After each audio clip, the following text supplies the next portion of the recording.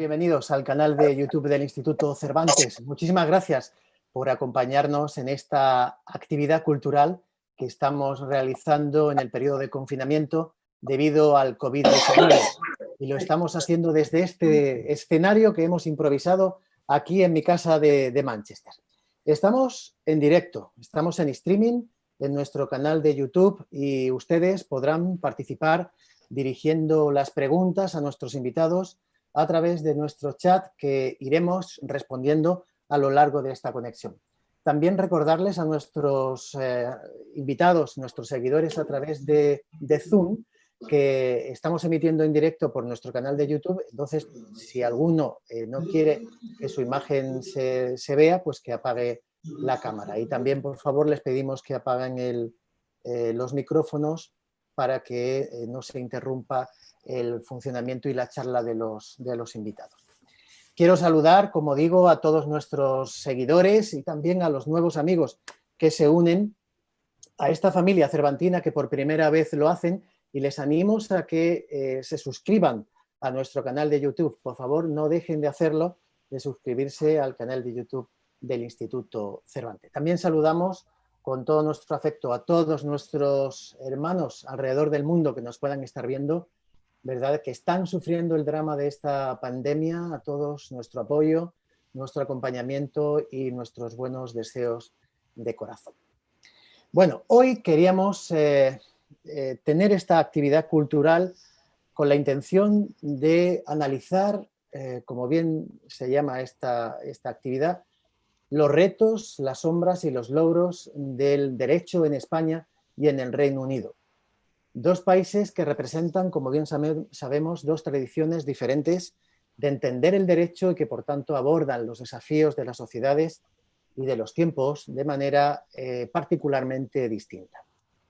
Los dos países, de manera particular y en general la sociedad internacional, están afrontando desafíos como, por ejemplo, la crisis de 2008, el propio Brexit y ahora la pandemia del COVID-19. Y hoy queremos explorar la respuesta de los juristas ante los retos que tenemos por delante. Y sin más dilación vamos a saludar a nuestros invitados uno a uno para que nuestros seguidores conozcan quiénes son. Empezamos por Óscar Celador, él está en Madrid. ¿Qué tal, Óscar? Muy bien, buenas tardes desde Madrid. Bienvenido y gracias por estar con nosotros. Vamos a dar una pincelada de tu currículum. Óscar es catedrático de Derecho Eclesiástico del Estado de la Universidad Carlos III de Madrid, ha sido profesor de la Universidad de León y se ha formado en las universidades de Wisconsin, California y Florencia, en Italia. Hace poco has estado en la Universidad de Manchester en una estancia de investigación donde tuvimos la oportunidad de coincidir en distintas ocasiones y en charlar sobre estas y otras cuestiones que hoy vamos a tratar. Te agradezco mucho que estés con nosotros. Hay que decir que Óscar, bueno, pues tiene publicados libros, artículos científicos en revistas especializadas que cubren sin duda alguna pues un currículum brillante y una carrera dedicada al derecho. Por otra parte tenemos a Manuel Espejo. Hola Manuel, ¿qué tal? Hola, buenas tardes desde Manuel, Sevilla. eso es, tú estás en Sevilla, qué lujo. Bien. Con mucho calor supongo ya. Bueno, todavía no mucho calor, pero ¿No? llegando. Bueno, un placer saludarte y desde luego gracias por haber aceptado la invitación del Instituto Cervantes a acompañarnos en esta jornada y en esta actividad cultural. Voy a decir tan solo unas pinceladas. Tienes un currículum también enorme que tengo que resumir y comprimir porque si no estaríamos todo el tiempo con las presentaciones. Eres doctor en Derecho y catedrático de Derecho Civil, también de la Universidad de Sevilla. Tu perfil investigador se ha centrado de modo especial en el estudio del derecho de sucesiones. Tienes más de 110 publicaciones realizadas en los principales medios científicos y actualmente eres director de la colección de Derecho de la editorial de la Universidad de Sevilla. Ha sido conferenciante y ponente invitado en diversas universidades españolas y extranjeras. Por tanto, de verdad, es un placer tenerte aquí con nosotros. Muchas saludamos gracias a también vosotros. a nuestro tercer invitado, a Juan Pablo Murga, que también está en Sevilla, si no me equivoco. ¿Es así? No te oímos. Está tu micrófono cerrado. A ver. ¿Ahora me Sí. escucháis? Sí, ahora Bien. sí. Buenas Estás en tardes a Sevilla. todos desde Sevilla. Muy bien, muy bien. Otro que se queda en Sevilla, ¿eh? Ya aquí estamos en Manchester, Madrid, Sevilla y bueno, y en el mundo, ¿eh? Con todos los compañeros y amigos que nos están acompañando. Bueno, Juan Pablo, tú eres profesor contratado doctor acreditado, como Dios manda, ¿eh? Acreditado, de Derecho Civil de la Universidad de Sevilla, visitante investigador del Instituto de Derecho Comparado, también de la Universidad de Oxford, doctor europeo en Derecho Civil por la Universidad de Bolonia. Ha recibido premios nacionales de talla importantísima y también hace poco estuviste en una estancia en Manchester donde pudimos conocernos personalmente antes del COVID-19. Todo hay que decirlo, que parece que es otra época, pero no, hace muy poquito tiempo. De manera que también gracias por estar con nosotros y por bueno, intentar resolver estos retos que tiene el derecho. Muchas gracias, Juan Pablo. Muchas gracias por la invitación, Francisco. Gracias a ti. Y por cierto, quiero saludar a nuestro gran amigo, ya es un conocido del Instituto Cervantes de Manchester. Él es gaditano, aunque está aquí también en Manchester, en este día lluvioso que tenemos hoy. Estudió Derecho en la Universidad de Cádiz y es nuestro amigo Javier García Oliva. ¿Qué tal, Javier? Muy bien, Francisco. Muchísimas gracias por tenerme aquí de nuevo, claro está. Un auténtico placer. El placer, como sabes, es nuestro y siempre muy agradecido por estar con nosotros, a nuestro lado, en la organización de todas las actividades culturales. Hay que decir de Javier García Oliva que tras completar su doctorado obtuvo una beca de investigación en el Centro de Derecho y Religión de la Universidad de Cardiff. Poco después se convirtió en profesor de la Universidad de Gales en el año 2004. De ahí se trasladó a la Universidad de Manchester, donde actualmente es profesor titular de Derecho de esta universidad y además da clases también como profesor de Derecho Español en la Universidad de Oxford. Y también eres profesor asociado de la University College of London. Eres secretario de la Asociación de Derecho Constitucional del Reino Unido y siempre has estado trabajando en relación entre la Constitución y religión, la ley y religiones, y es uno de muchos temas que abordas en tus trabajos. Bueno, como vemos, unos invitados magníficos y, en fin, yo lanzo esta idea, Javier, te lo lanzo a ti, que hemos terminado los retos, las sombras y los logros del derecho británico y español son muchos. A ver cómo nos enfrentamos a organizar esta actividad cultural que tiene de entrada pues muchas aristas. Cuéntanos. Pues muchísimas gracias de nuevo, Francisco, y naturalmente siempre es un honor estar con todos vosotros, pero especialmente hoy, todas tus invitaciones, te quedo muy agradecido, has hecho mucho, tú y tu equipo habéis hecho muchísimo por el Instituto Cervantes en Manchester y realmente ha sido un placer formar parte de muchas de las actividades o de algunas de las actividades que habéis organizado. En segundo lugar, es un gran honor compartir este evento con tres grandes amigos que son no solo excelentes investigadores y docentes, sino más importante aún, unas bellísimas personas. Por tanto, estar hoy con Juan Pablo, con Óscar y con Manuel es un auténtico privilegio. Un auténtico placer tener aquí pues, a mi coautora y compañera de investigación en tantos casos, Helen Hall, a quien veo aquí, pero también a algunas personas que veo, como puedo mencionar a Andrew, a Hillary y a Mary, que os he visto en otros eventos. Gracias por volver, es muy de agradecer. Y me consta, además, que están mis estudiantes de Oxford aquí, porque veo los nombres ahí. Un gran honor y un gran placer que estéis aquí también. Amigos de Manchester, como Miguel y otros, pero también amigos de Italia, de España y del Reino Unido. O sea que muy agradecido por la respuesta a este evento. Vamos a, como comentaba Francisco hace solamente unos minutos, vamos a realizar 4 intervenciones muy breves, porque lo que yo he descubierto también durante estas sesiones que he compartido con vosotros, que lo realmente atractivo es el turno de debate que vamos a tener con posterioridad a nuestras intervenciones.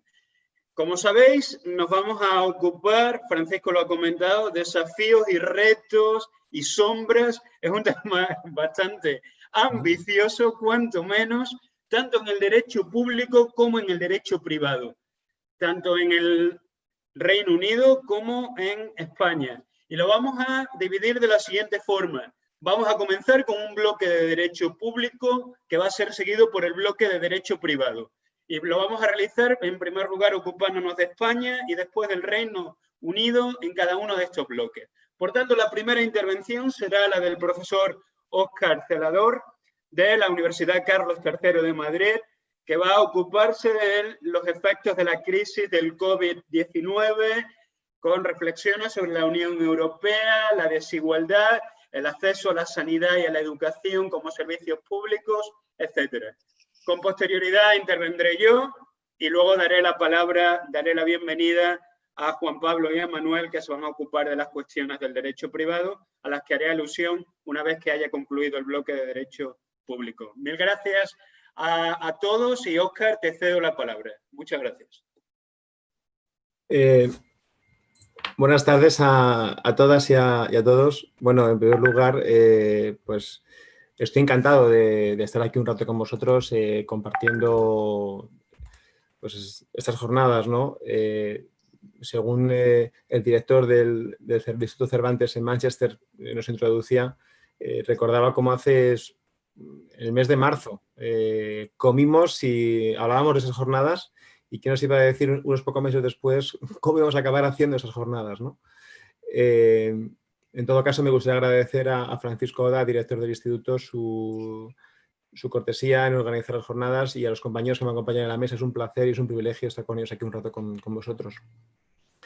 Bueno, yo básicamente voy a lanzaros una serie de reflexiones. Voy a intentar ceñirme a los 10 minutos del tiempo, por ser cortés, relacionadas con la sociedad post-COVID-19, ¿no? que nos viene, todas relacionadas con el derecho público.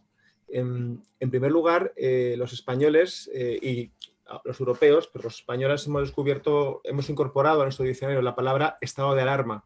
Hay gente que afortunadamente no sabía lo que era el estado de alarma, que es el hermano pequeño del estado de excepción y de sitio, pero había gente que no sabía lo que era el estado de alarma, ¿no? Ni los paracuetos parlamentarios que tiene esa agitación excepcional. El COVID-19, claro, es un virus complejo, ha generado una agitación atípica debido a su forma de transmisión, que básicamente ha impedido que las personas, los seres humanos que vivimos en sociedad, porque queremos estar juntos, podamos compartir espacios y tiempos. El estado de alarma lo que ha hecho ha sido precisamente para evitar esto, que estemos juntos, para evitar la propagación del virus. Se ha visto obligado a generar límites que no suspender porque los derechos siguen estando vigentes, límites a la libertad de circulación, de reunión, de educación, de manifestación y a derechos y libertades fundamentales. Vas a señalar a este respecto, no sé, la libertad religiosa, por ejemplo, que incluye la libertad para practicar el culto, la libertad para que a uno le den asistencia religiosa en momentos cuando va a morir, o la libertad para ser enterrado de acuerdo con sus creencias y convicciones, pues ha sido suspendida. Las escenas que hemos visto es un escenario nuevo, tan nuevo, que ustedes piensen que despedías a una persona prácticamente a la sala de urgencias porque te decían que tenía COVID, le llevaban a la planta de COVID y ya lo siguiente que veías era el féretro con la persona teóricamente dentro. Todo esto, evidentemente, ha sido una auténtica bomba nuclear en nuestro modelo de derechos y libertades fundamentales como consecuencia de la agitación excepcional que ha supuesto el COVID-19. Desde la perspectiva del Estado social, hay dos derechos que han sido muy afectados, tanto el derecho a la educación como la sanidad, como el acceso a la sanidad. El COVID-19 nos ha obligado a reflexionar sobre el alcance y contenido que tiene el derecho a la educación, que es un derecho y es un deber. Es un derecho que ha sido suspendido al impedir a los niños que puedan asistir a las escuelas. Y claro, aquí nos hemos dado cuenta de lo importante que es la gran brecha tecnológica que tienen algunos niños. Es decir, para poder seguir las clases con la nueva normalidad, ha sido necesario tener internet o tener acceso a través de un ordenador o de un tablet a las diferentes plataformas educativas. El simple tener internet en casa o una impresora para poder entregar, evidentemente el COVID-19 ha tenido y tiene consecuencias enormes en la desigualdad educativa que ha experimentado este país. Ahora mismo, por el peculiar sistema español, porque la selectividad que tenemos en España es un examen de acceso a la universidad, no es una regla general. En el Reino Unido, por ejemplo, no existe. Pero en España, este último año de bachillerato, que una parte de los alumnos no han tenido acceso a Internet, insisto, a tecnologías, va a tener consecuencias importantes en su futuro personal, en su futuro académico. De forma que lo importante es que aprendamos de esto y que esta brecha tecnológica que antes no nos importaba, ¿no? Pero ahora se ha puesto de manifiesto de una forma tan brusca, ¿no? Otro elemento importante del derecho a la educación que ahora hemos descubierto es el papel que tienen los comedores escolares. Hay gente que no puede comer en nuestro país salvo que vayan al comedor escolar. De forma que cuando muchos niños se han quedado en casa, son familias que no tienen recursos económicos, al no tener el comedor escolar no han podido acceder a alimentos. O sea, la escuela no solamente es un elemento socializador, es un instrumento para educar y para ser educado, sino que además también jugaba ese papel en nuestro edificio social del que nos hemos dado cuenta ahora, debido a la situación excepcional del COVID-19. La sanidad también es probablemente... ha sido probablemente la pata más afectada del Estado social. Nos hemos dado cuenta, no es casual que haya sido en Cataluña, o puede ser casual, pero yo no creo que haya sido casual, en Cataluña y en Madrid, donde se ha producido el mayor número de muertes, también es donde hay mayor densidad de población, pero no es casual que en Cataluña y en Madrid se han centrado los principales récords sanitarios desde el año 2008. Es decir, la estadística y los números no mienten. Se han cerrado UCIs, se han cerrado plantas, hay menos camas sanitarias.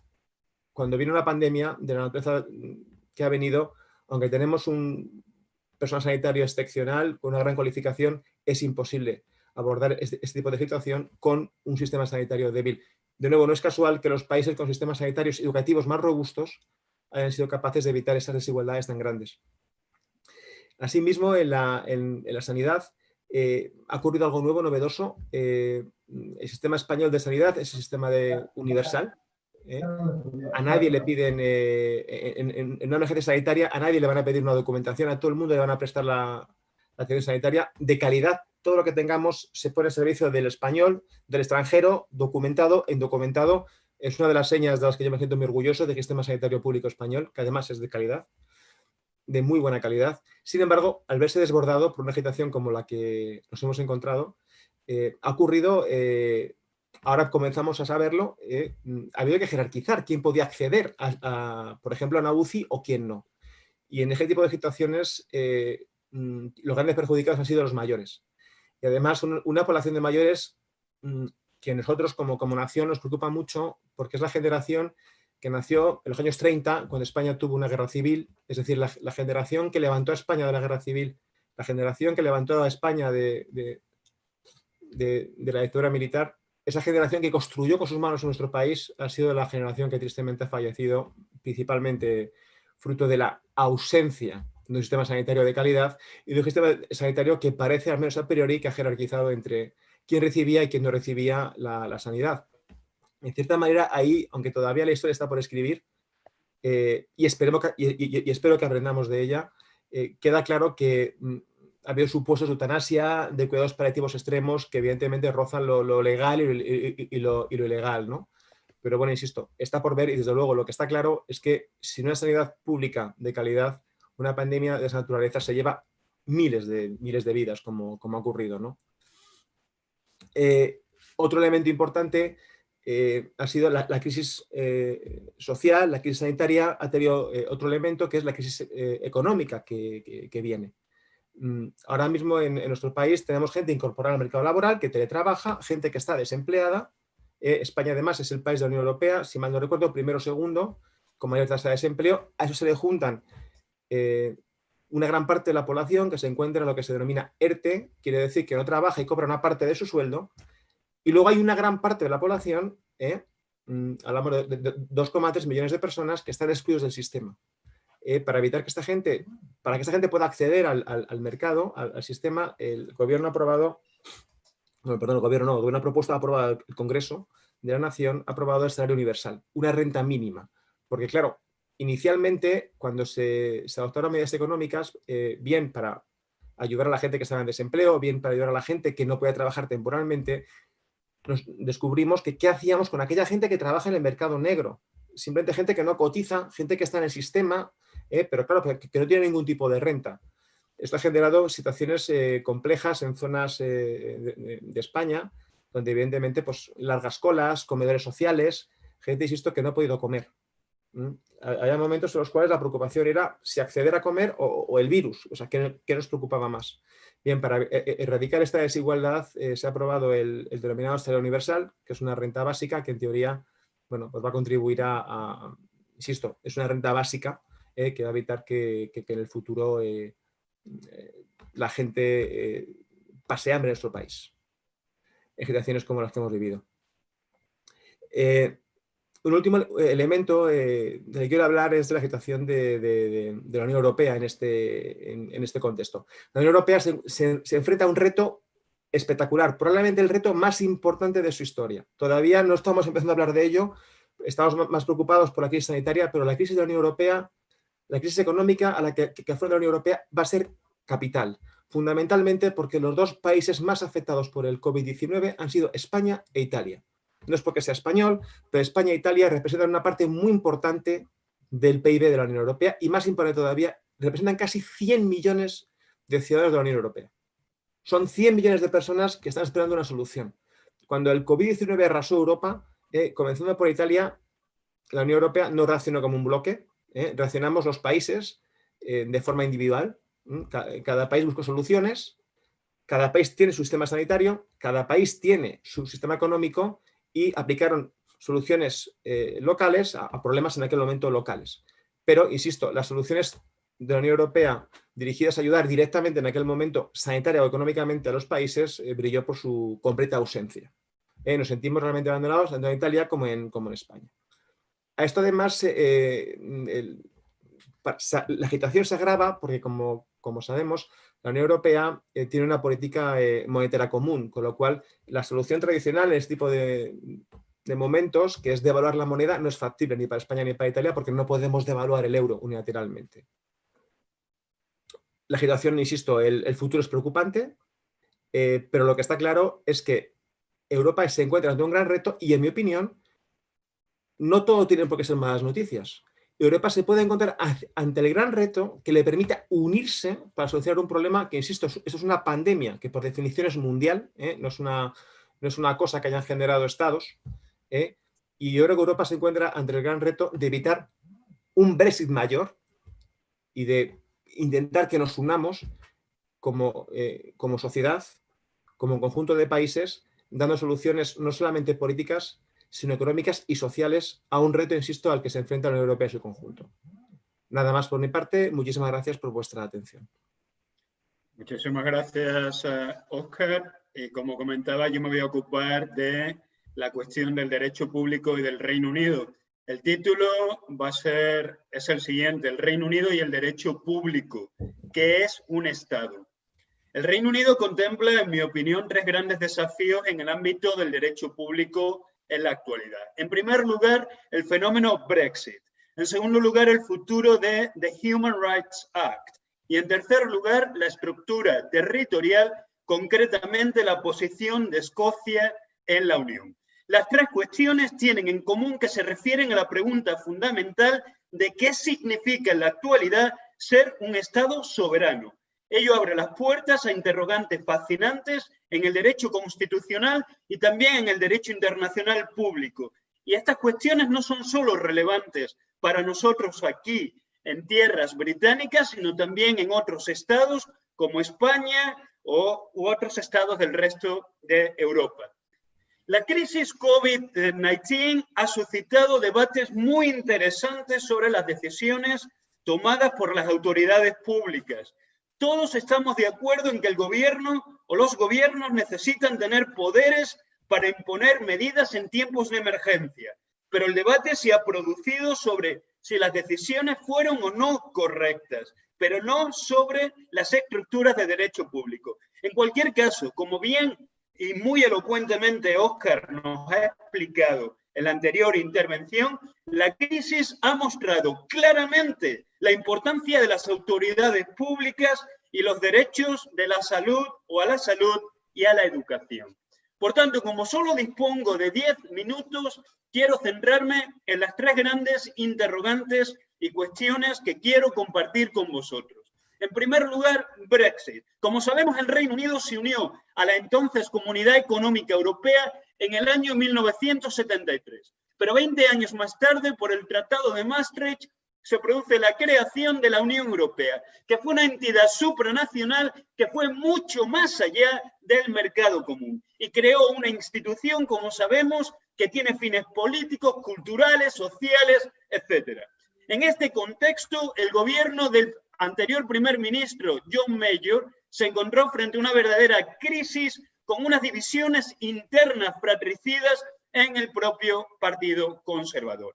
Esas divisiones entre euroscépticos y eurófilos se mantuvieron durante décadas y el señor David Cameron, 20 años después, intenta solucionarlo con la celebración de un referéndum el 23 de junio del año 2016. Como sabemos, esto es de todos conocidos, el resultado fue prácticamente una fractura del Estado o del país en dos, con un 52% de ciudadanos que votaron a favor del Leave y un 48% en favor de la permanencia. Pero nos encontramos con lecturas muy interesantes y resultados claramente distintos en las diferentes esquinas de nuestro estado, de nuestro país. En Boston, que es una pequeña localidad rural en Lincolnshire, sabemos que un 76% votaron a favor de irse de la Unión Europea, mientras que en Lambeth, en el corazón de la capital británica, un 79% votó a favor de permanecer en la Unión Europea. Lo que hemos presenciado con el fenómeno Brexit en las últimas semanas, en los últimos años, ha sido realmente fascinante.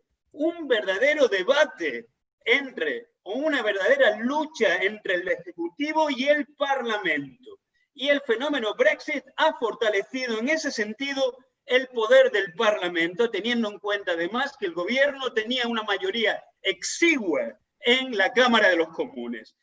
Quiero destacar muy brevemente dos decisiones del Tribunal Supremo británico que han sido trascendentales. Miller 1 y Miller 2. Miller 1, afirmando que el Parlamento debía autorizar al gobierno para iniciar el procedimiento del artículo 50.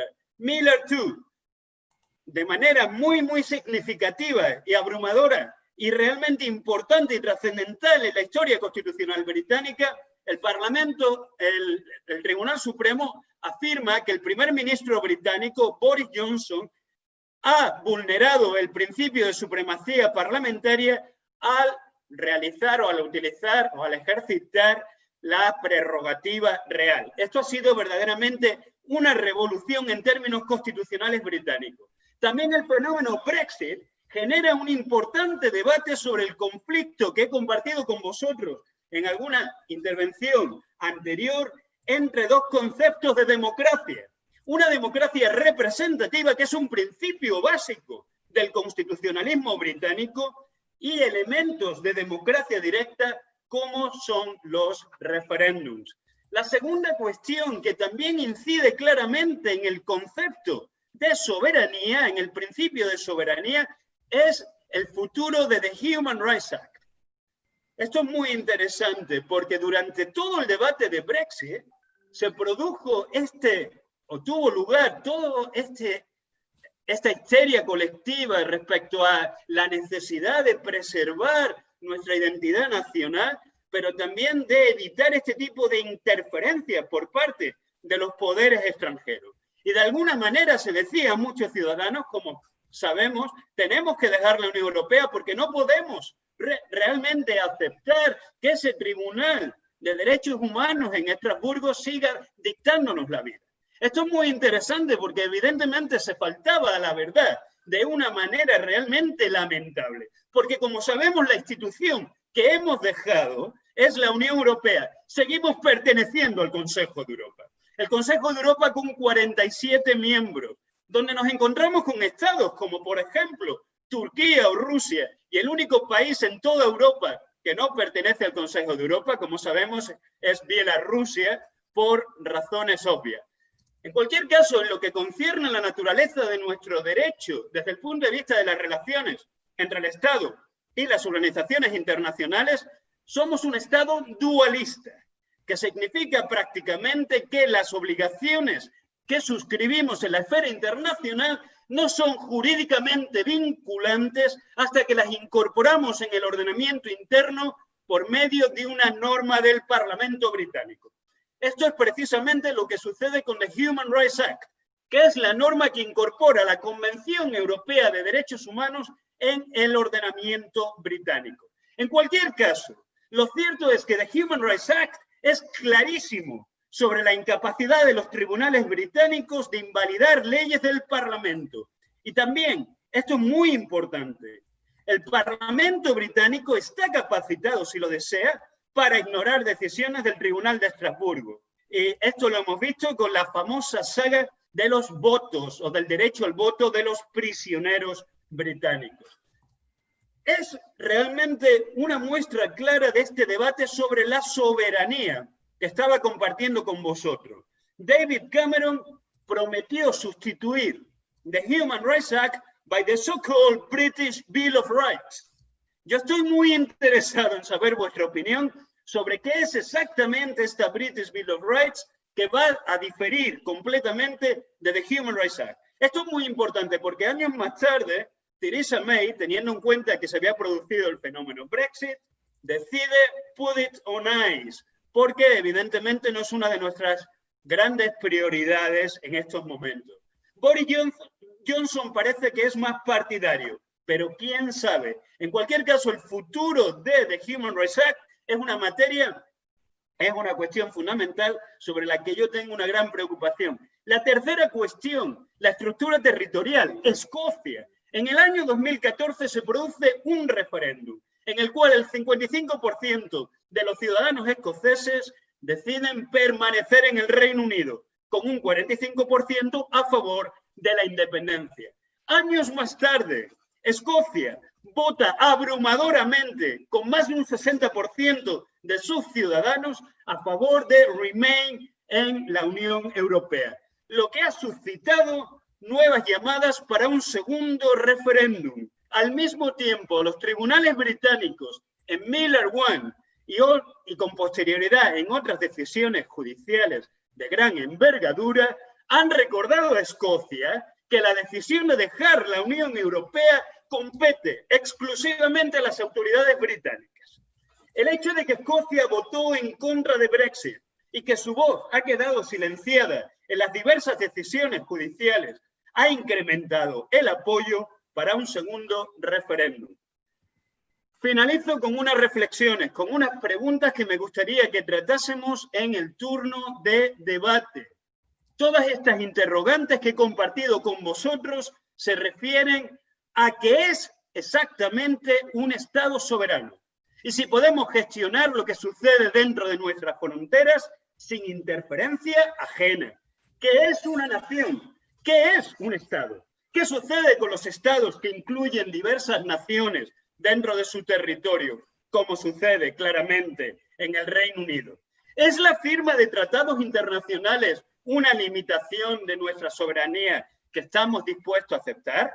¿A qué nivel se protegen mejor los derechos de individuos y comunidades? ¿A nivel europeo, a nivel estatal o a nivel subestatal? La cuestión de la identidad, que es un tema fascinante que la doctora Hall y yo estamos trabajando en nuestro actual libro. La cuestión de la identidad es algo realmente importante. Y concluyo con estas reflexiones al hilo de este concepto de identidad. The Scottish National Party nos dice que Escocia, como nación, está perdiendo los beneficios de su pertenencia a Europa contra su voluntad. Esto es cierto, claramente para Morag, que votó Remain y que se siente más escocesa que británica y vive en Edimburgo. Ahora bien, ¿qué sucede con el granjero Ewan de la isla de Arran, que votó por el contrario, a favor de Brexit, él puede que dé prioridad a su identidad británica sobre su identidad escocesa y que se sienta que tiene más en común con los granjeros de Lincolnshire que con los ciudadanos de Edimburgo. No hay respuestas fáciles para todas estas interrogantes. Muchísimas gracias. Con esto concluyo mi intervención y le cedo la palabra a mis compañeros Juan Pablo Murga y Manuel Espejo en el bloque de Derecho Público. La primera intervención va a ser la del profesor Manuel Espejo. El título de su presentación es Las legítimas en el derecho español. Muchas gracias, Manuel. Muchas gracias a ti, Javier, y por supuesto al Instituto Cervantes y a todos ustedes que me escuchan.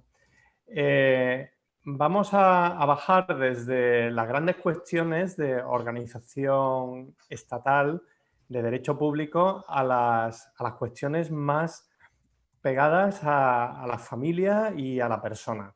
Habíamos seleccionado este tema, el profesor Murga y yo, este tema de las legítimas, de la sucesión forzosa, porque hace poco más de un año, aunque parece que hace muchísimo más tiempo, porque han sucedido tantas cosas en este último año, se suscitó un encargo por parte de la ministra de Justicia en aquel momento a un órgano prelegislativo para reformar el régimen y el tratamiento en derecho español de la sucesión forzosa. Es decir, muy brevemente, en España, frente a sistemas de libertad de testar, como puede ser el inglés, que luego será matizado, libertad de testar, hasta qué punto y con qué significado, por tradición romana, desde hace muchos siglos, conocemos un sistema de reserva de bienes por la ley a determinados herederos que son familiares del difunto. De modo que la libertad de disponer mediante el testamento no es absoluta en España, si bien el sistema intenta conjugar tanto la libertad como unas ciertas limitaciones. Libertad porque es el testador quien decide de qué modo satisface las porciones que la ley destina a determinados familiares. Y lo puede hacer mediante actos en vida, donaciones, lo puede hacer mediante actos en testamento, señalando bienes concretos, sin señalar bienes concretos, centrando esa porción en dinero o centrando esa porción en aquellos bienes que subsistan a su muerte. ¿Quiénes son esos herederos forzosos o legitimarios en derecho español? Bueno, en primer lugar, los descendientes, que es la hipótesis normal y más corriente. Junto con ellos concurre también el cónyuge viudo. Por cierto, alguna acotación: no existen derechos forzosos para la pareja de hecho. Quizás el legislador piensa que todavía considera que efectivamente la no juridificación de la unión es un argumento para no imponer una determinada cuota forzosa para el que convive simplemente sin estar casado, puesto que para beneficiarle estaría el testamento y la libertad del difunto. Por último, los casos más excepcionales son los de los ascendientes, que sucederían a falta de descendientes de modo forzoso. Bien, como digo, la presencia de estos familiares, de estos distintos familiares, recorta de alguna manera la libertad del testador. Yo les voy a contar sobre todo lo que sucede en el caso de los descendientes, la hipótesis más corriente y quizá pues más rica y más matizada en el derecho español. Básicamente, la presencia de descendientes implica el establecimiento de tres grandes partes en la herencia del difunto. Una parte con destinatarios absolutamente libres, que es un tercio. Otro tercio cuyos destinatarios puede elegir el testador, pero solo entre sus descendientes, aquellos que decida, entre sus hijos o nietos incluso, o bisnietos, o así sucesivamente, descendientes de cualquier clase. Y finalmente, otro tercio más que necesariamente debe distribuir igualitariamente entre sus descendientes de grado más próximo, pues habitualmente, por tanto, los hijos. Bien, con este sistema, digamos, de los 3/3, se intenta pasar desde una máxima imperatividad o disposición necesaria por parte de la ley a un régimen de máxima libertad, quien el testador elija, y entre medias, pues esa porción, ese tercio que se denomina de mejora, donde la libertad del testador es simplemente relativa. Junto con estas previsiones, el cónyuge viudo tiene un derecho que se concede no en propiedad, sino en usufructo, es decir, en un derecho de uso y disfrute, tanto el uso como la explotación de ciertas porciones de la herencia, que oscilan, según los casos, desde 1/3 a 2/3 de la herencia. Bueno, otro aspecto de la libertad que puede tener el testador en derecho español es la que se refiere al establecimiento legal de unas causas de desheredación. Es decir, causas mediante las cuales puede privar a sus legitimarios, a sus herederos forzosos, de la porción que la ley le reserva. Ni que decir tiene que se trata de causas especialmente graves, por ejemplo, en el caso de que un padre quisiera desheredar a un hijo, tendrían que darse algunas de estas, voy a poner dos casos, circunstancias. Uno, que el padre o ascendiente necesitado de alimentos, necesitado de medios de subsistencia, el hijo se los haya negado sin motivo legítimo. Esa sería una causa. Otra sería el maltrato de obra o la injuria de palabra del hijo hacia el padre. Pues bien, yo para terminar, con independencia de lo que luego les indicaría, en los últimos años se ha producido un fenómeno en el derecho español. El derecho español es muy distinto al derecho inglés, bueno, o al británico casi en general, o al sistema de common law en general, en cuanto al papel de la jurisprudencia, de la jurisdicción, de los jueces. Normalmente en derecho español tienen menos poder los jueces que en su sistema, ¿no? Británico o en cualquier sistema angloamericano de origen angloamericano.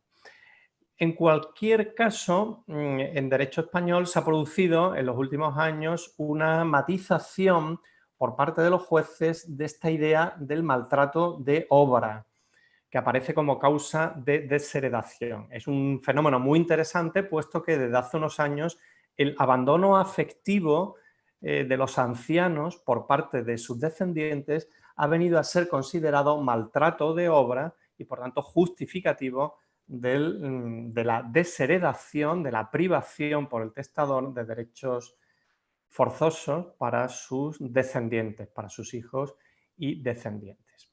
Paralelamente, también existe esa discusión a la que me refería al principio sobre la vigencia actual o sobre la necesidad de reformar todo el sistema de legítimas, todo el sistema de herencia forzosa. Básicamente, me parece que la clave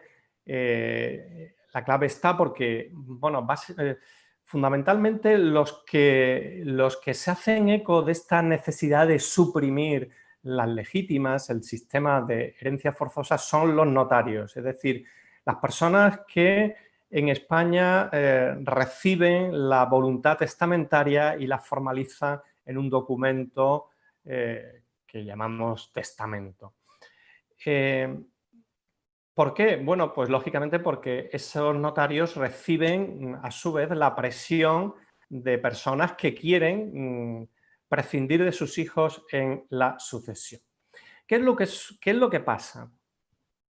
Realmente, si indagamos en el origen histórico del sistema de sucesión forzosa, es precisamente en el derecho romano de hace pues, más de 20 siglos cuando comienza a ser frecuente la existencia de hijos de nupcias diferentes o de uniones diferentes de sus padres, cuando aparece el sistema de sucesión forzosa.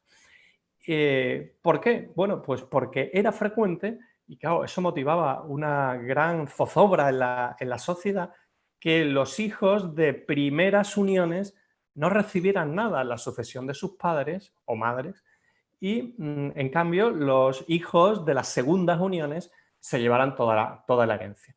Por tanto, el debate hoy, pues evidentemente se produce por esa presión a veces del testador que quiere realizar desigualdades entre sus hijos, no, en fin, yo diría no fácilmente justificables desde un punto de vista de la igualdad entre los hijos, aunque evidentemente la situación es compleja por ese otro asunto que les apuntaba antes del abandono afectivo de los ancianos.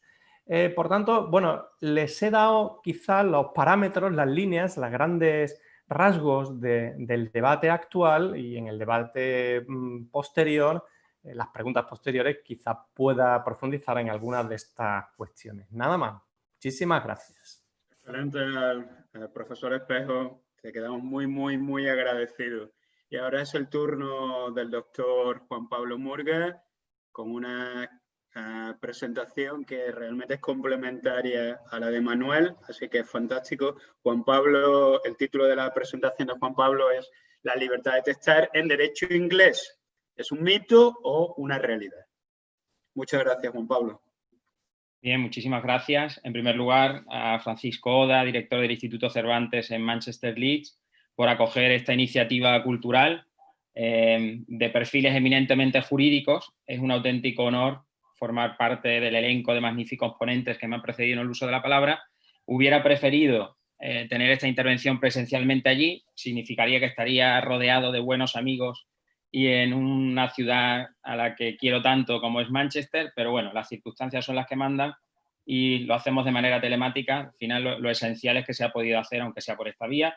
Y también a mi amigo Javier García Oliva, que sin duda alguna es el alma mater en toda la organización de este tipo de eventos, a quien admiro enormemente y bueno, pues es el principal motivo que explica mi presencia en el día de hoy. Bien, yo, como bien ha dicho Javier, pues voy a dar una visión complementaria desde la óptica del derecho inglés a lo que ha comentado Manuel. Pero quiero también poner en contexto esta materia y en relación con esos retos a los que aludía precisamente Francisco en la introducción que suscita la pandemia en derecho. En este caso nos estamos centrando ante un ámbito del derecho privado, como es el derecho sucesorio, donde también se ponen en cuestión una serie de aspectos en los que tiene una incidencia directa la pandemia. Y voy a hacer referencia a algunos datos que he podido extraer de la prensa a lo largo de estos días, que seguro que se dan también en Inglaterra. Son datos referibles a España y a China, pero que seguro que se van a dar también en Inglaterra. Claro, en todos los países las medidas, con algunas diferencias, han sido muy similares. Ha habido una medida estrella que hemos tenido que sufrir todos, que es el maldito confinamiento, ¿no? Hemos tenido que estar encerrados, confinados, y eso pues ha provocado una realidad la aparición de una realidad que hasta ahora era totalmente desconocida. Hemos tenido que estar entre cuatro paredes, teletrabajando y, bueno, conviviendo mucho más tiempo de lo que se solía convivir, con parejas, con hijos, etcétera, etcétera. Bien, ¿esto qué va a provocar? Y ya hay datos estadísticos al respecto. Bueno, pues crisis familiares, un aumento del índice de divorcios. En China, por ejemplo, hay datos sobre determinadas provincias. Hay una que me ha llamado particularmente la atención, como es Xi'an, donde por lo visto se ha multiplicado exponencialmente el número de divorcios una vez que se finalizó el confinamiento. Y en el caso de España, pues desde los distintos colegios de abogados, pues se pone de manifiesto que han aumentado las consultas sobre cuestiones relativas a los divorcios y sus consecuencias en más de un 2,5%. Eso, bueno, pues claramente pone de manifiesto que estamos ante una crisis sanitaria que tiene muchísimas aristas y que en este caso va a tener una incidencia directa en la familia. Claro, el tema de las legítimas o su confrontación frente a una absoluta libertad de testar es una cuestión que se viene debatiendo desde antiguo. Es decir, incluso en su propia implementación en el Código Civil Español, que es un Código Civil de los que más tarde se dicta en Europa, es de 1889, pues el debate acerca de si incluimos un sistema de legítimas o si no, hasta qué punto, con qué porciones se deben reconocer, pues es un debate, como digo, que no es nuevo, ya viene desde antiguo.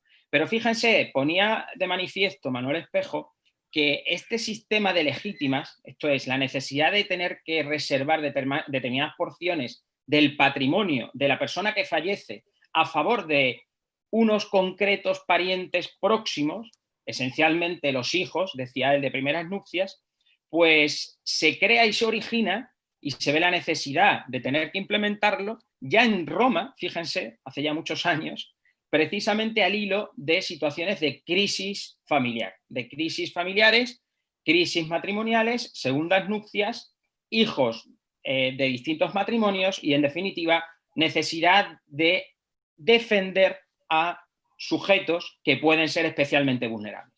Bueno, pues esta especial vulnerabilidad es evidente que se va a dar como consecuencia de esta pandemia y por eso tiene más sentido que nunca debatir acerca de si tiene más sentido adoptar un sistema como es el español, donde hay una serie de porciones que se tienen que reservar a favor de determinados herederos, o si por el contrario debemos sostener un sistema contrario, que es el de absoluta libertad de testar. Y puestos a afirmar la posibilidad de decantarnos por la absoluta libertad de testar, el derecho inglés se suele poner como modelo más representativo de esa absoluta libertad de testar. Y yo en el título decía, ¿es un mito o es una realidad? Bueno, incluso entre juristas hay quienes proclaman que el sistema anglosajón es un sistema de absoluta libertad de testar, pero si uno analiza con detalle el sistema inglés, llegamos a la conclusión, lo veremos ahora en los minutos que me quedan, que verdaderamente es un mito, no es una realidad. ¿De acuerdo? ¿Por qué? Porque los caminos a los que se llega en el derecho inglés son diversos a los contemplados en derecho español y en la generalidad de los derechos continentales, pero los resultados son muy parecidos. ¿A qué me refiero con los resultados? A que finalmente esa voluntad del testador sí se va a limitar de alguna forma. Bien, claro, fíjense, si proclamamos la existencia de un sistema de absoluta libertad de testar, podríamos llegar a situaciones ciertamente injustas, ¿no?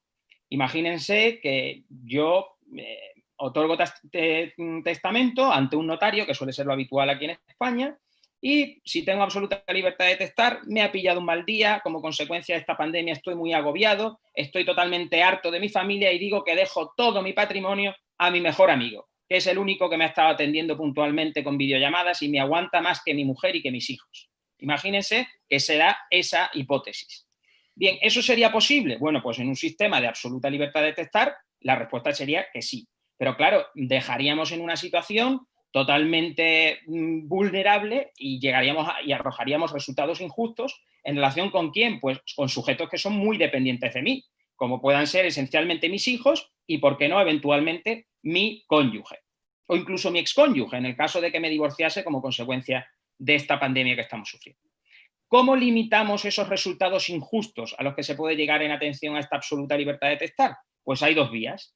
Imponer normas imperativas que establezcan límites a esa libertad de testar. Ese es el sistema por el que se decanta el derecho español y, por extensión, la generalidad de los derechos continentales, con algunas diferencias en las que no tenemos tiempo de adentrarnos, o bien podemos optar por una segunda vía. Podemos decir, a priori usted tiene absoluta libertad de testar, pero cuidado, porque si detectamos, una vez que usted fallezca, que hay situaciones que se han ocasionado que son de verdadera injusticia, en la medida en que hay personas próximas a usted, vulnerables, que se han dejado en una situación que no es aceptable, en ese caso será el juez, la autoridad judicial, la que intervenga corrigiendo esa voluntad que usted ha expresado a través de su testamento. Esta segunda vía es la que acoge el derecho inglés. ¿Y cómo la acoge? A través de las denominadas Family Provisions, que se regulan en la actualidad en la Inheritance Provisions for Family and Dependents Act de 1975. Bien, fíjense, a priori en derecho inglés existe absoluta libertad de testar. Usted puede testar como usted quiera, pero judicialmente pueden, una vez que usted ya fallezca, corregir esa voluntad que usted ha expresado. Como les decía, caminos diversos, resultados muy parecidos. Acabamos modificando esa voluntad del testador. Bien, claro, este sistema de Family Provisions, me quedan 2 minutos y hay muchas cosas que decir, pero simplemente lo que les planteo es que suscita 2 cuestiones esenciales que ponen de manifiesto que a mi juicio no es el mejor sistema a seguir. Una primera cuestión es quién está legitimado para solicitar esa Family Provision. La Family Provision básicamente sería una prohibición que se extraería del patrimonio hereditario para al menos lograr y garantizar el mantenimiento, la subsistencia de esa persona que lo reclama. La primera cuestión es quién puede reclamarlo. La segunda cuestión, en el caso en que afirmemos que esa persona tiene derecho a reclamarlo, es cuál va a ser la cuantía que le vamos a atribuir. Porque claro, cuando hablamos de subsistencia de mantenimiento, entramos en terrenos ciertamente subjetivos y difícilmente valorables. Quizá para mí subsistir o mantenerme es mantener o conservar el estado en cuanto a calidad de vida que yo tenía hasta la fecha en que falleció esa persona. Y quizás estoy acostumbrado a tener un mayordomo y persona de servicio en mi casa. ¿Tengo derecho a reclamar esto con cargo al patrimonio hereditario? Como pueden comprobar, una multiplicidad de interrogantes, muchas incertidumbres, que al final, ¿quién va a resolver? El juez. De manera que a través del sistema inglés protegemos a esas personas vulnerables, podemos llegar a corregir la voluntad del testador, pero ponemos todo en manos del juez, en manos de una decisión que tendrá que adoptar discrecionalmente. ¿Esto a qué nos conduce? A un escenario de absoluta inseguridad jurídica. A diferencia de un sistema como el continental de legítimas, donde ya de antemano sé a lo que me voy a tener, porque tengo prefijado legalmente cuáles son las personas que van a recibir esa porción del patrimonio hereditario y además sé qué concreta porción es la que se va a poder recibir. Muchas gracias.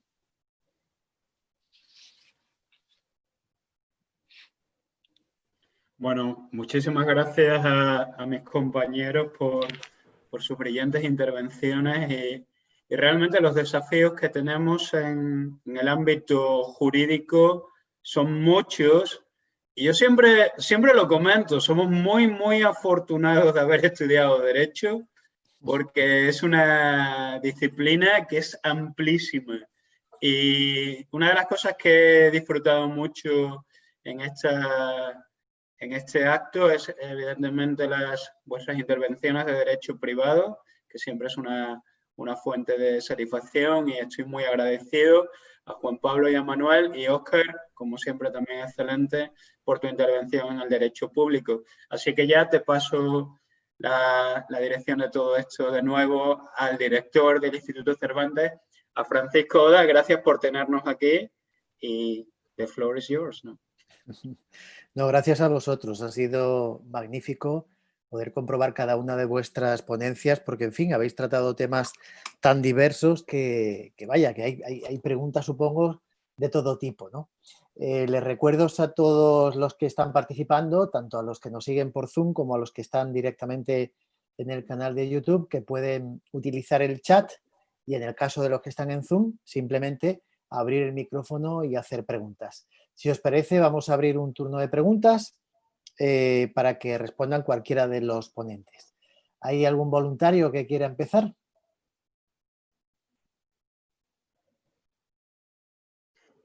Me parece que no. Hola, buenas tardes. Sí, hola, Óscar. Mira, yo soy, mirad, perdonad porque os tuteé. Yo soy Óscar, soy español, residente en el Reino Unido y estudiante de Derecho en la UNED. Entonces a mí, sobre todo con las intervenciones de Óscar y Javier, me ha surgido, no sé si llamarlo una duda o buscar una explicación, pues yo tengo mi pensamiento sobre ello. Respecto al artículo 20 de la Constitución española, que habla sobre la libertad de cátedra, pero sobre todo la libertad de prensa ahora mismo, yo tengo la sensación de que la prensa española es un poco alarmista, sea, por ejemplo, en el caso del Brexit, a nosotros nos han puesto como... salían las noticias españolas de que hemos tenido aquí agresiones por ser españoles, por hablar español en el metro, Londres, bueno, exactamente varios sitios. Y además de eso, ahora con el tema del COVID-19, la sanidad española siempre la hemos tenido como pues, la número 1 de las mejores del mundo, contra el NHS, que era un poco, digamos, un poco inferior, lo veíamos de otra manera. La sanidad española se ha saturado, el NHS no. ¿Veis algún motivo de que pueda ser porque la prensa española es alarmista, sensacionalista o no sé, de alguna manera? Es la pregunta que me surge a mí ahora. Muchas gracias. Sí.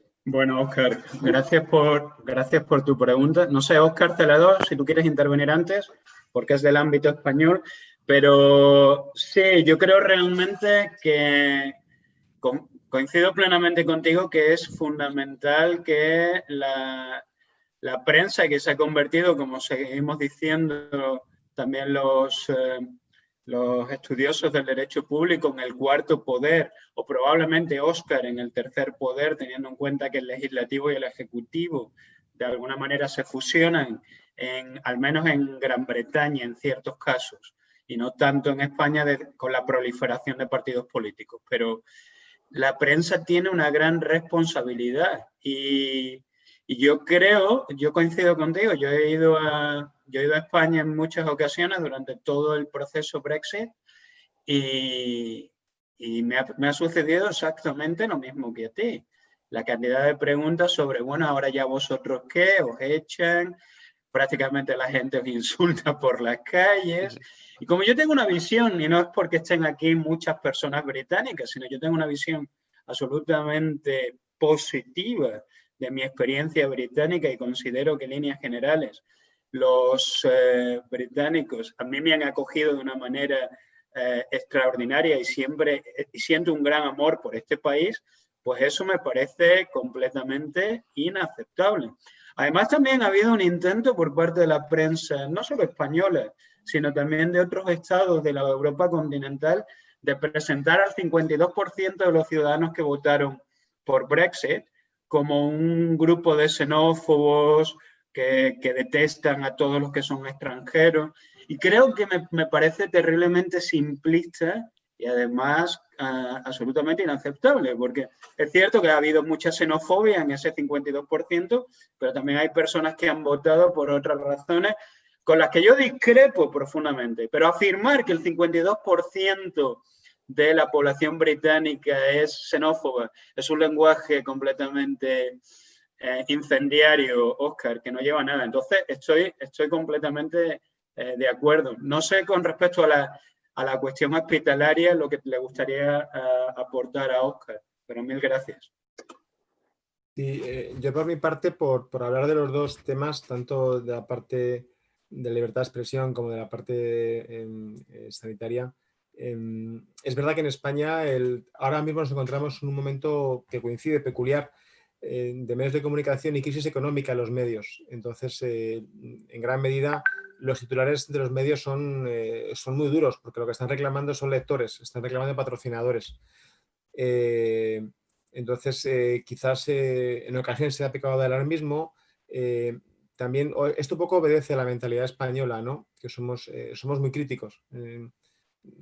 Enseguida estamos criticando todo lo criticable en vez de preguntarnos qué ha pasado y qué hacer para evitarlo, ¿no? Yo no creo que el sistema español sea peor que el sistema británico, me refiero al sistema sanitario.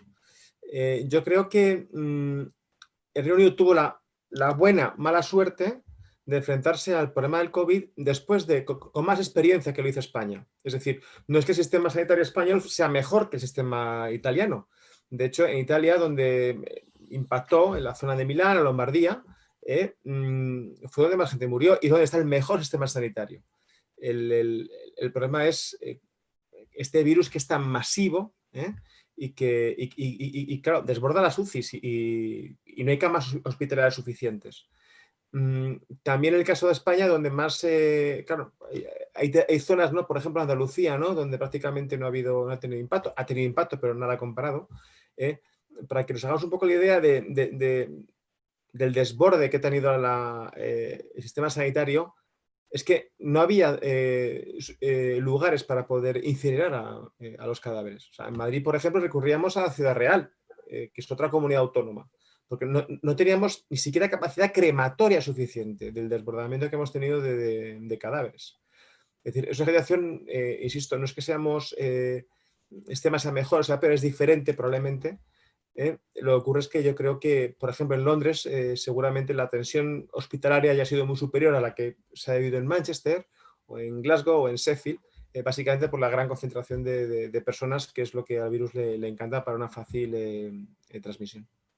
Y lo que desde luego sí que quizás deberíamos de haber aprendido los españoles es que este sistema que tenemos de Estado de las autonomías, donde cada autonomía tiene su propio sistema sanitario y hace y deshace competencialmente. Ustedes piensen que el Ministerio de Sanidad español tiene una plantilla de funcionarios equivalente a un hospital grande de Madrid. Es decir, ese es el poder competencial del Ministerio de Sanidad. El problema que tenemos en España es que cada comunidad autónoma tiene su propio sistema sanitario y es de más o menos calidad dependiendo de lo que haya hecho cada comunidad autónoma, y quizás sería un poco esto para repensárselo. En educación ha ocurrido lo mismo. Es en qué medida una competencia tan importante, tan capital, está tan transferida, me refiero está transferida al 100%. Es decir, cada comunidad autónoma en el fondo hace y deshace con una serie de mínimos, pero hay una diferencia importante sanitaria en España a ese respecto. Muchas gracias. Gracias a ti, Óscar, por preguntar. ¿Alguna pregunta más entre el público que tenemos? ¿Alguien que esté interesado?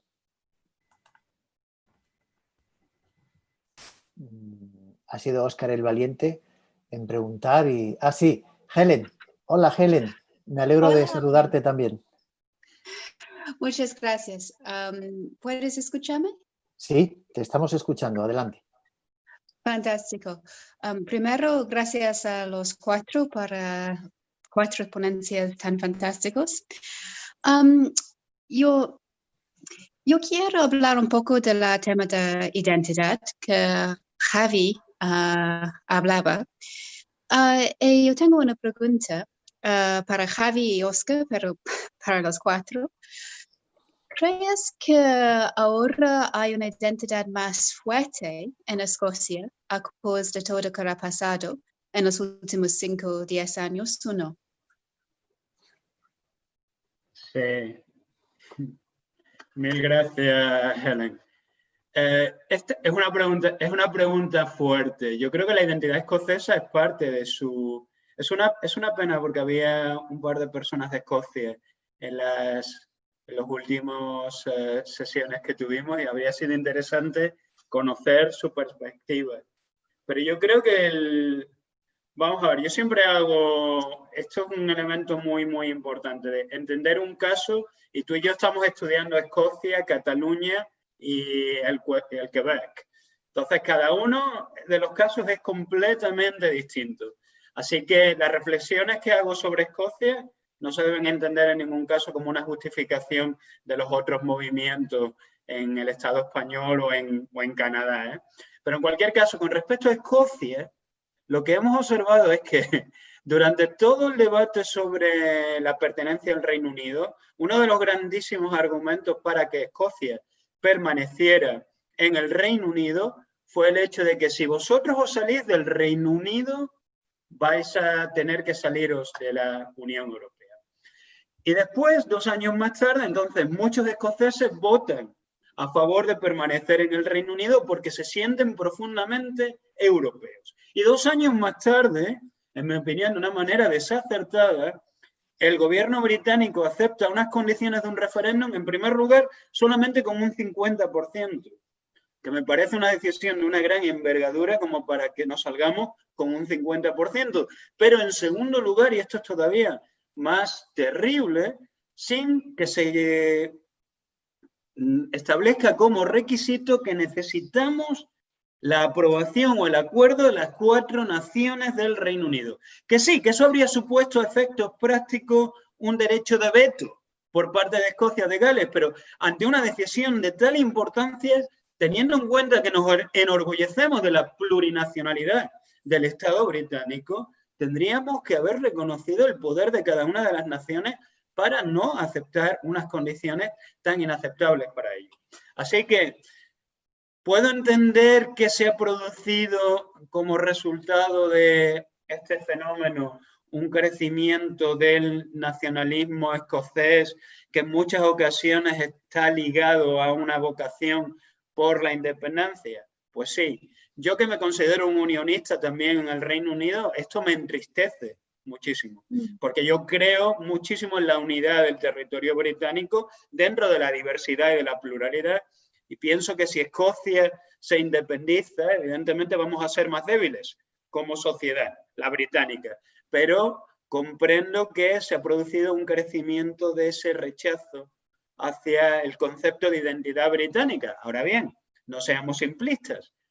Todavía queda por ver. Aún hoy hay muchísimos ciudadanos escoceses, probablemente sigan siendo una mayoría, no lo sabemos, que consideran que su identidad escocesa es compatible con su identidad británica. Pero gracias por la pregunta, porque, bueno, tú sabes que es el tema, bueno, que me apasiona a mí y a ti, porque si no, no estaríamos escribiendo este libro, vaya. Muchas gracias, Helen. No sé si alguien más le iba a contestar a Helen, porque creo que dirigió la pregunta al resto. No. Muy bien. ¿Alguna pregunta más para nuestros invitados? Hola, sí. Sí, hola. Soy Miguel. Hola, conozco Miguel. muy bien a Javi y a Óscar. He estado con ellos personalmente. También estuvimos en la cena esa todos juntos y bueno, discutimos de algunas cosas y también del coronavirus, por supuesto. También, bueno, me ha encantado la presentación de Manuel y de Juan Pablo. Creo que, además de Javier y la de Óscar, creo que, bueno, es algo que expresa bastante bien las diferencias entre el derecho español, el ejemplo de las herencias, cómo funcionan tanto en Reino Unido como en España. Yo personalmente trabajo en Reino Unido dentro de Civil Litigation, que en España es como derecho procesal. Entonces, también tengo un poco esa vivencia de las diferentes, diferencias que hay entre el derecho español y el británico. Y mi pregunta es, quizá voy a abrir un melón muy importante, pero mi pregunta es, ¿cómo veis vosotros el debate entre fake news, que es tan importante a día de hoy, que están en las redes sociales y que han producido tantos efectos en las democracias actuales y en los países de Europa y del resto del mundo, y la libertad de expresión? ¿Vosotros qué opináis entre estos dos principios, entre estos dos derechos, libertad de expresión y la libertad de limitar, digamos, las medidas de los gobiernos de limitar esta libertad de expresión para que estas fake news no se extiendan? ¿Cómo veis vosotros que se debería resolver este debate? Yo pienso que este es uno de los grandes retos que tenemos ahora en Europa y bueno, en el resto del mundo. Muchas gracias. Gracias a ti, Miguel. Bueno, disculpa, yo no quiero tampoco, pero parece que es una pregunta en el ámbito del derecho público, pero si tú quieres intervenir, Óscar. Sí, bueno, en primer lugar, Miguel, muchísimas gracias, por un placer verte por esta vía y saludarte, y muchas gracias por la pregunta. Yo creo que es un tema complicado, ¿no? Encontrar dónde está el límite entre la libertad de expresión y un mal uso de la libertad de expresión. ¿Quién decide además que se ha hecho mal uso de la libertad de expresión? Es muy difícil, sobre todo en sociedades. En España lo hemos estado viendo, hemos tenido unos debates parlamentarios. Yo, tristemente o afortunadamente, con esto de tener tiempo, pues he estado siguiendo los debates de control al gobierno, porque cada 15 días hemos ido prorrogando el estado de alarma, y el nivel verbal de los líderes políticos ha sido una mezcla entre triste, lamentable y deplorable en algunos momentos. Y aquí yo creo que no hay que distinguir entre colores ni partidos políticos a todos los niveles.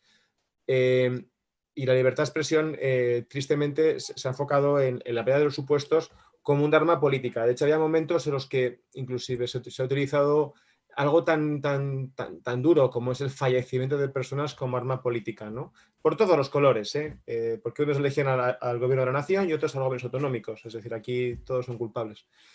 Y en ese contexto ubicar qué es una fake news, las fake news es muy difícil, insisto, porque al final tristemente se enfocan como versiones de una verdad, cuando todos sabemos que lo que es fake no es verdad.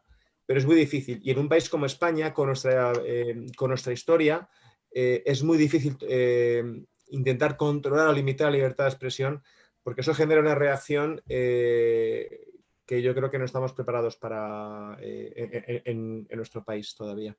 Pero evidentemente el problema es contra la libertad de expresión, en vez de generar información, genera desinformación.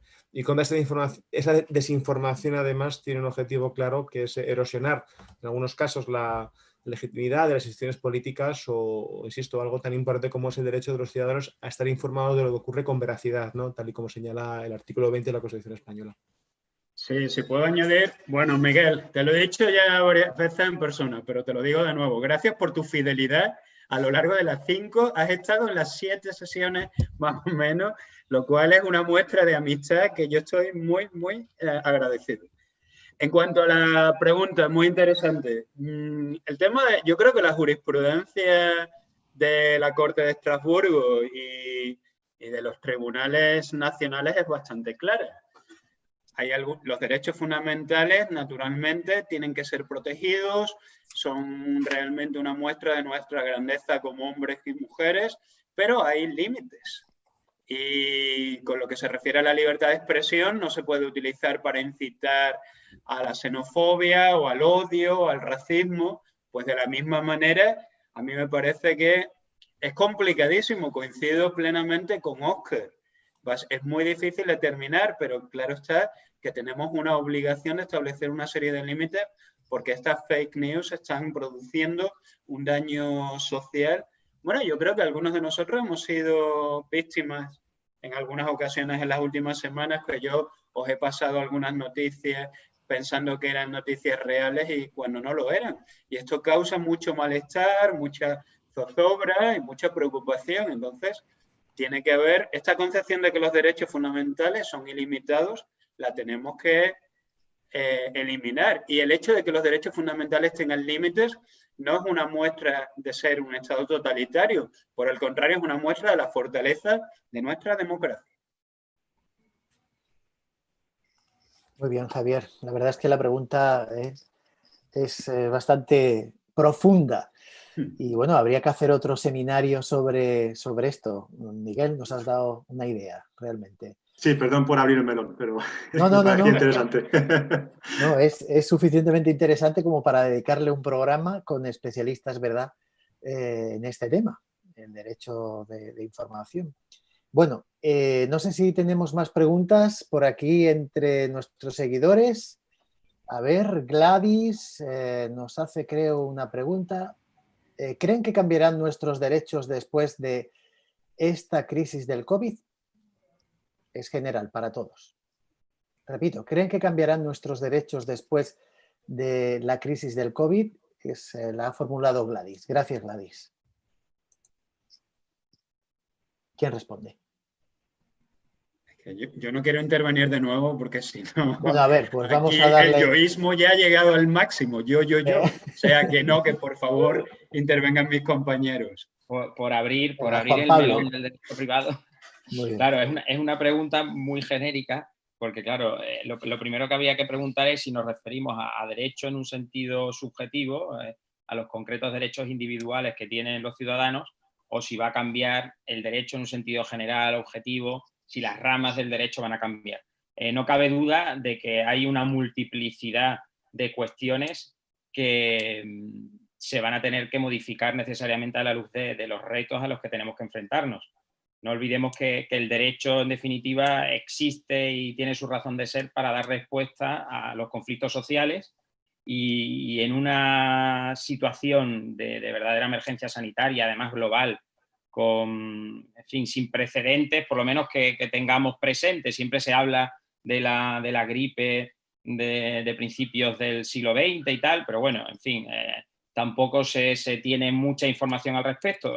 Es claro, por lo menos en lo que respecta al derecho privado, que habrá determinadas cuestiones que se tengan que ir afrontando. Por ejemplo, durante todo este estado de alarma han sido numerosísimos los reales decretos, leyes que se han venido dictando, muchos de ellos también con incidencia del derecho privado, donde se han adoptado medidas desde suspensión de desahucios, suspensión del pago de rentas en arrendamientos en los cuales el arrendatario fuera una persona especialmente vulnerable, y un largo etcétera que pone de manifiesto que ante problemas múltiples que van surgiendo día a día, pues el derecho tiene que hacer frente a los mismos. La cuestión es si la respuesta debe ser una respuesta de tipo excepcional como la que se está dando, que muchas veces parece que más bien tratamos de apagar fuegos como se puede, o si habría que tener un poco una visión de conjunto y establecer un plan de futuro que fijar unas bases sólidas. La situación política que vivimos en España, que es de clara inestabilidad y de constante confrontación, como ha puesto manifiesto anteriormente Óscar, pues dificulta mucho esta segunda vía, ¿no? Esta visión de conjunto donde se sienten unas bases sólidas. Y bueno, pues quizá ese parcheo constante lo que va a dar lugar es a muchísima inseguridad y a respuestas que en muchos casos son muy insatisfactorias. Y conecto un poco esto también con, creo que también se puso de manifiesto en la exposición de Óscar, con esto de la renta mínima, ¿no? Que el enorme desconocimiento que hay acerca del alcance de la misma, a nivel comparativo, que quizá no vendría mal ver dónde existen medidas similares, y ahí hay pues también mucha fake news metida por un lado y por otro, ¿eh? No, o sea, aquí también sin signos políticos. Hay veces que se presenta como la panacea y bueno, la medida social estrella, y por otra que parece que es la medida que va a hundir la economía de nuestro país. En fin, he tratado de responder conectando cuestiones que habían salido a la luz anteriormente. A mí me gustaría añadir también algún ámbito en el que no creo que cambiarán nuestros derechos, sino que están cambiando nuestros derechos.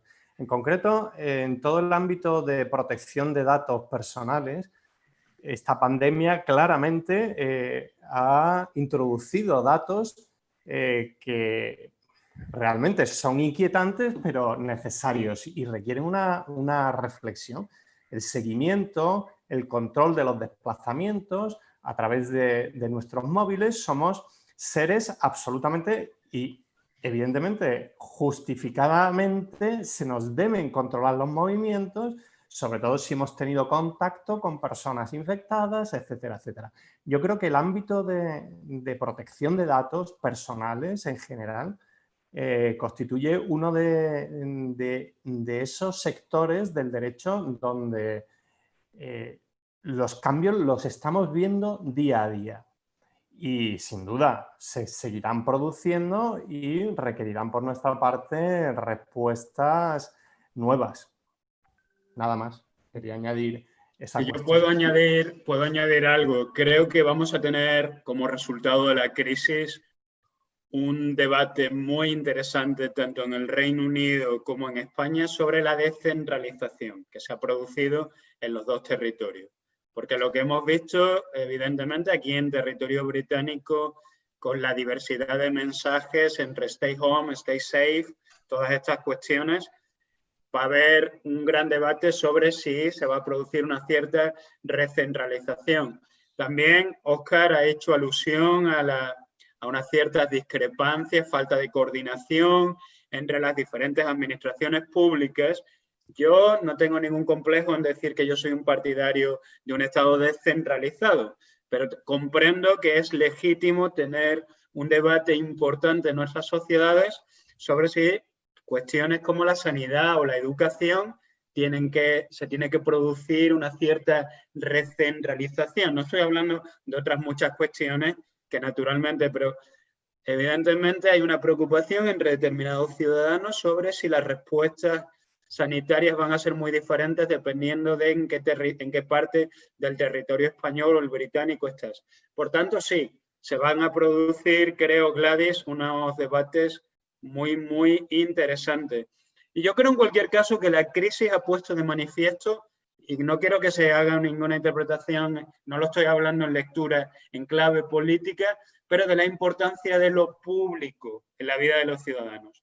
Y en cualquier caso creo que esto es una realidad que abrazan también los partidos conservadores o más de centro-izquierda en España, y de la importancia evidentemente de derechos tan claves como son el derecho a la sanidad o el derecho a la educación, a los que se ha referido claramente Óscar. Y yo, si me lo permite, Francisco, quería hacer una pregunta, porque esto es algo que a mí las intervenciones de Juan Pablo y de Manuel, no es por adularos, porque obviamente os quiero mucho, pero me han parecido magníficas y muy interesantes. Pero es interesante además lo que has comentado, Juan Pablo, de que en realidad quizás las diferencias no son tan marcadas como a veces pensamos aquí en el Reino Unido o en España. Pero cuando yo a mis compañeros británicos les hablo de la existencia de la legítima en la realidad continental, y esto, claro, evidentemente España en ese sentido, y por favor corregidme, yo me imagino que la legítima también se encuentra en el derecho francés, italiano, alemán, etcétera, ¿no? Si no estoy equivocado. Y a ellos les parece como un verdadero horror que el derecho tenga que decir: tú tienes que darle una determinada parte de tus bienes a tus hijos. Les parece una injerencia absoluta. Mientras que a nosotros, yo que vengo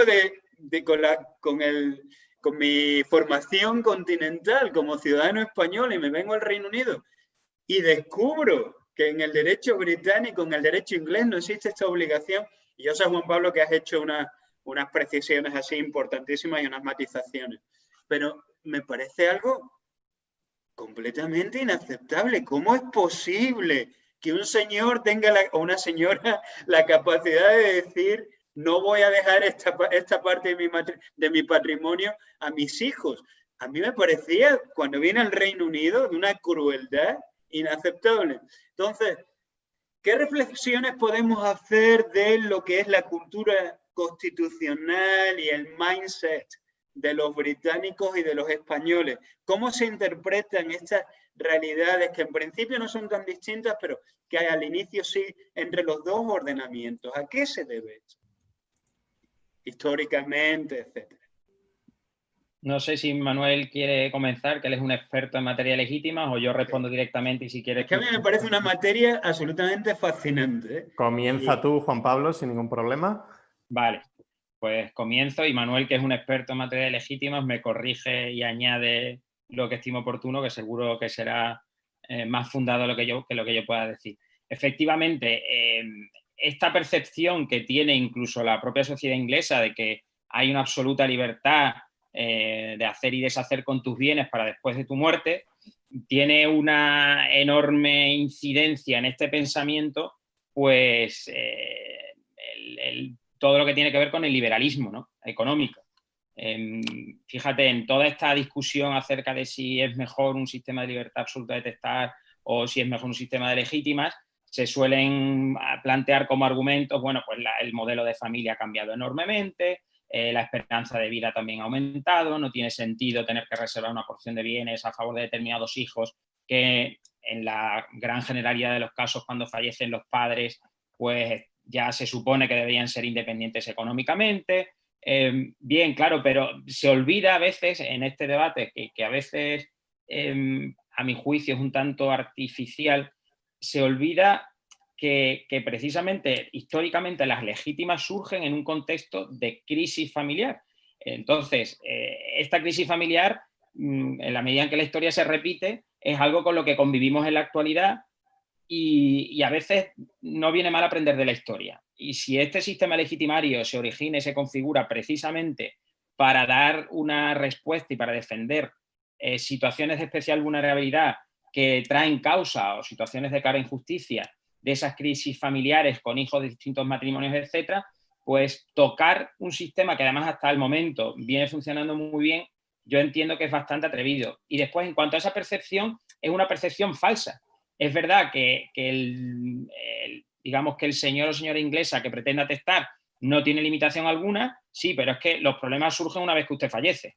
Cuando usted fallece, hay una serie de personas, que además el listado que da esta ley de 1975 es amplísima, que están legitimadas para solicitar una porción. Con lo cual, los que se van a ver con el problema van a ser tus herederos, a la vista de las posibles reclamaciones que puedan surgir. Y sobre todo, además, lo que genera es un escenario de enorme incerteza con las dos cuestiones principales que planteé anteriormente. ¿Quién puede solicitarlo? Que hay una enorme amplitud desde el punto de vista de los sujetos legitimados para hacerlo, y qué cuantía es la que se debe reconocer, y sobre eso hay mucha jurisprudencia inglesa acerca de lo que se entienda o no como una porción razonable, y un largo etcétera.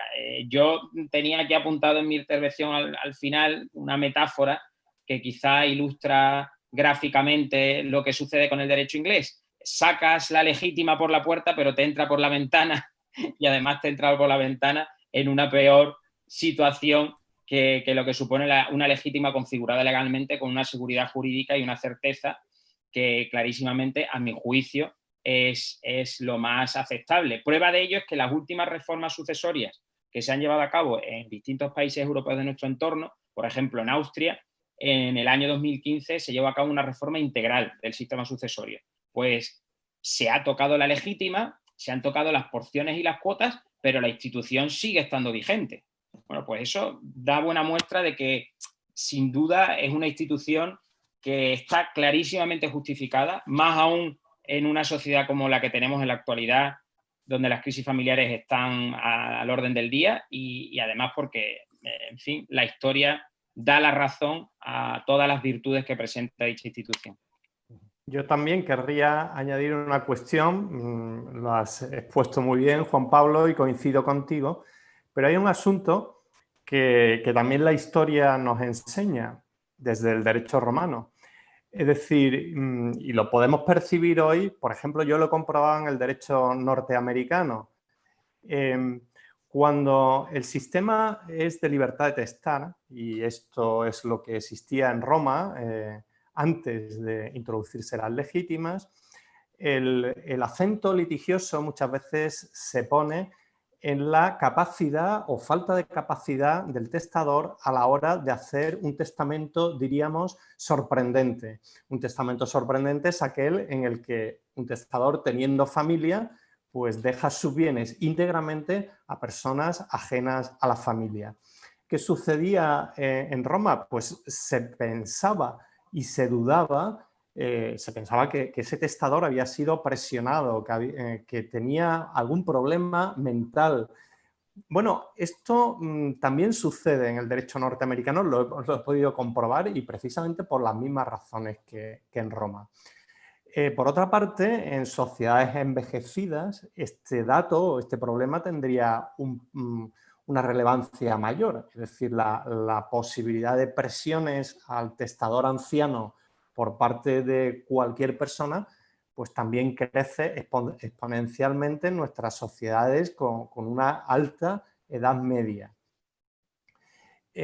Con lo cual, de alguna manera, también las legítimas suponen un freno y una defensa del propio testador, puesto que aquel extraño que pretende presionarle, pues bueno, pues sabe que existen unos límites imperativos que, por mucho que consiga del testador, no lo va a poder conseguir todo, etc.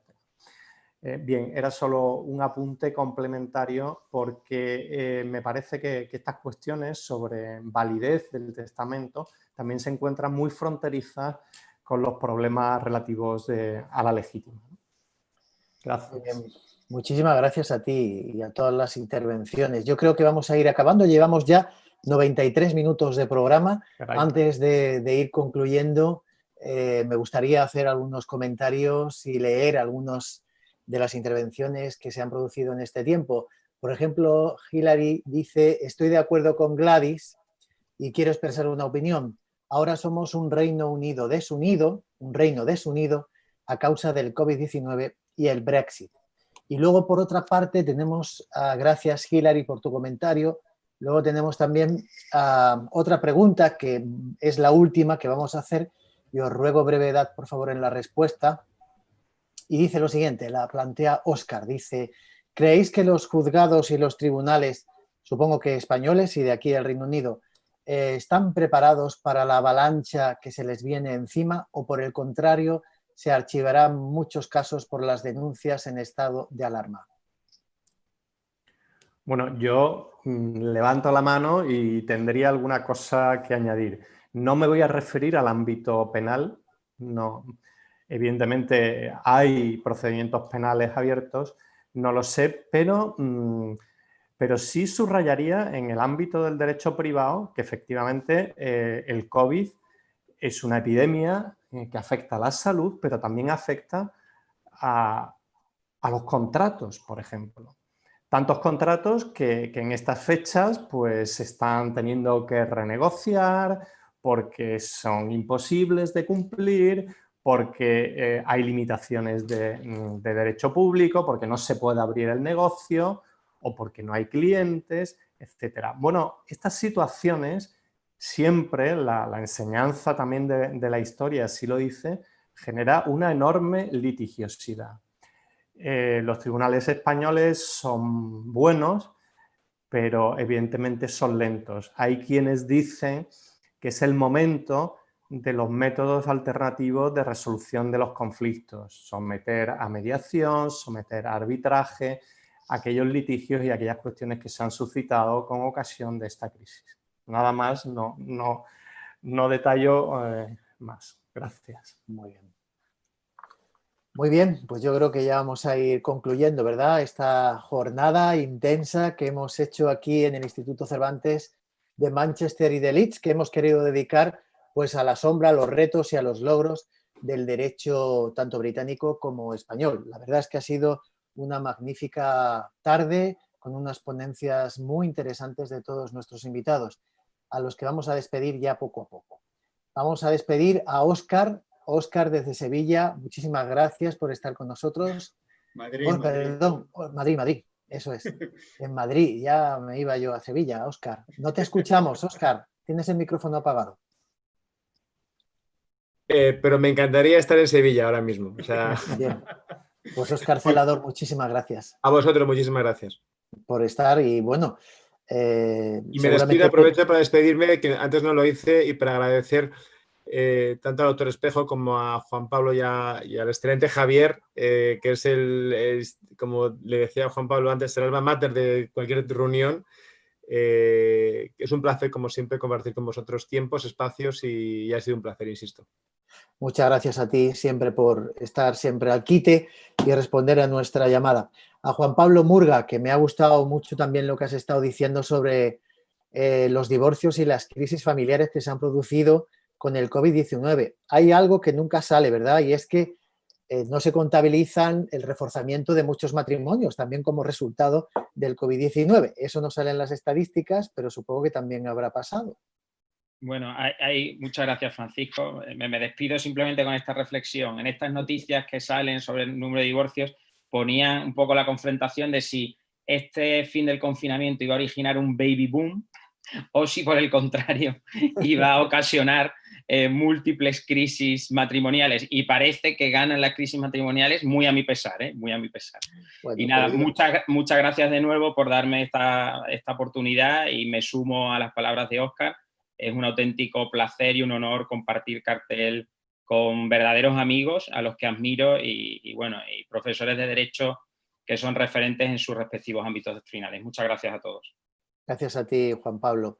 Bueno, Manuel Espejo, ha sido un placer conocerte, tenerte hoy aquí en el programa y, hombre, tanto tú como Juan Pablo, pues ya nos habéis dado materia para el siguiente programa, protección de datos personales, por una parte, y las fake news y el derecho de información. O sea que, bueno, ya tenemos aquí actividad para rato. Manuel, de verdad, muchas gracias. Ha sido un placer escucharte y muy interesante todo lo que nos has contado. El placer ha sido mío, no tanto como yo esperaba, porque esperaba haber estado en estas fechas en Manchester con estos queridos compañeros, haber conocido personalmente a Óscar, al que, por cierto, invito a Sevilla. A partir del lunes creo que puedes venir sin ningún problema, porque se abren las restricciones de tránsito entre provincias. Muchas gracias al Instituto Cervantes, a los ponentes que, en fin, son todos amigos, o espero que Óscar en lo sucesivo también amigo, porque nos hemos conocido hoy, y a todos los que han preguntado y han seguido esta sesión con tantísima atención. Buenas Muchas noches. gracias, buenas noches y muchísimas gracias. Desde luego hay que recordar que esta actividad estaba pensada para hacerla presencialmente en nuestro salón de actos, pero bueno, tuvimos a bien mantener toda nuestra programación. Gracias a la plataforma Zoom lo estamos consiguiendo, y también a YouTube, que bueno, pues son plataformas con las que realmente estamos haciendo muchas actividades culturales. Gracias a ellos también, ¿no?, por facilitarnos todo este trabajo. Y Javier García Oliva, una maravilla siempre tenerte aquí tan cerca, en Manchester, muy cerquita de casa. Y bueno, gracias de verdad a ti, a la Universidad de Manchester, a la que representas y con la que trabajamos habitualmente desde nuestro centro. Y bueno, que esta es tu casa, que te vamos a decir. Muchas gracias. No, simplemente felicitarte, Francisco, por todas las iniciativas, los proyectos que tienes. Es absolutamente encomiable. Tienes un equipo magnífico también ahí trabajando contigo, pero tienes muchísimo mérito y mi admiración y mi cariño. Y bueno, ¿qué voy a decir? Compartir esta oportunidad con Juan Pablo, Óscar y Manuel, pues ha sido verdaderamente un honor, y confío en que haya muchas más oportunidades. Y gracias a los demás y a los fieles que continuáis aquí a las 8 menos cuarto de la tarde, ¿eh? Que se dice pronto. Muy, muy agradecido. Hora del Reino Unido, hay que decir también. Bueno, la verdad es que a todos los asistentes, muchísimas gracias por haber seguido no solo este evento cultural, sino otros muchos que hemos hecho a lo largo de todo este confinamiento y que tenemos más planificados. Así que les invito a estar pendiente a nuestra programación cultural para que nos sigan. No quiero despedir esta conexión sin darle las gracias también de todo corazón a los compañeros del Instituto Cervantes, que tanto de Manchester como de Leeds pues han hecho posible esta actividad cultural. A Carlos Pulpillo, a Anne Bravo, a Emmanuel Mesa, a Ernesto Gómez, que han estado en la producción y han estado trabajando duramente en estos días. Y a todos ustedes, si les ha gustado y quieren seguir todas nuestras actividades, aquí en nuestro canal de YouTube podrán encontrar gran variedad de eventos que hablan sin duda alguna de nuestra gran riqueza del mundo panhispánico. Les recuerdo que nos gustaría muchísimo que se suscribieran a nuestro canal de YouTube. Muchísimas gracias a todos y hasta la próxima. Gracias.